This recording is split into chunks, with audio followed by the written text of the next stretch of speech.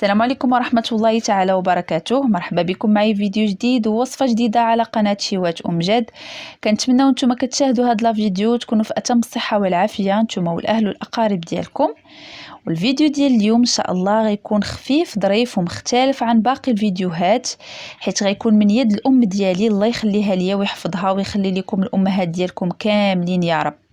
اليوم ان شاء الله غتشارك معنا الكباب المغدور بالطريقه ديالها، صراحه طريقه سهله ومبسطه وكيوجد بسرعه، كما انه كيجي لذيذ بزاف ومعلك وفتي بحال الزبده.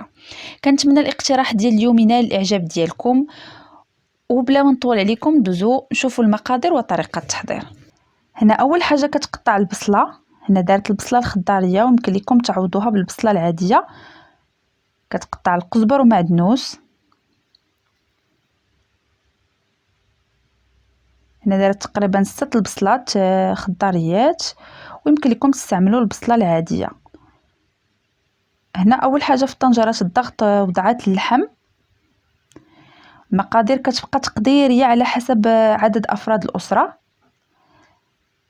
بعد ما كتوضع اللحم كتضيف ليه القزبر ومعدنوس مقطعين والبصيله الخضاريه. كيف قلت لكم يمكن لكم تعوضوها بالبصله العاديه، ولكن هاد البصله راه كتعلك لينا المريقه ديالنا. بعد كتضيف الملح، الزيت، هنا تقريبا نصف كأس ممزوج بين زيت الزيتون وزيت المائدة، معلقه بومبي ديال الكمون، معلقه ديال الخرقوم بلدي، معلقه ديال التحميره وسكينجبير، معلقه ديال الابزار وراس معلقه ديال الملون الاصطناعي.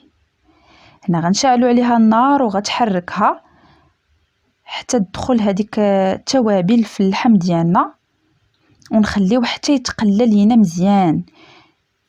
قد ما تقلى قد ما كيجي بنين، كيف كتشوفوا معايا هنا. من بعد ما تقلى لينا مزيان الان غترويه بالماء الجهد اللي غيطيب لينا اللحم. والماء هنا راه دارته من الصنبور، ما دارتوش فاتر، باش قالت لي اللحم يدخلوا الطياب. وغنسدو طنجره الضغط ونخليوه حتى يطيب لينا ونعاودو نتلاقاو.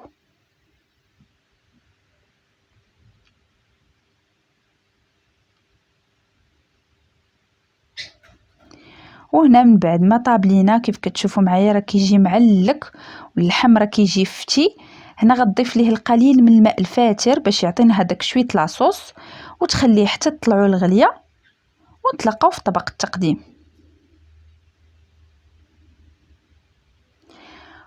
وهنا غتحطوا في صحن التقديم كيف كتشوفوا معايا راه كيجي مدغمر، وما نعاودش لكم على البنه ديالو، كيجي لذيذ بزاف.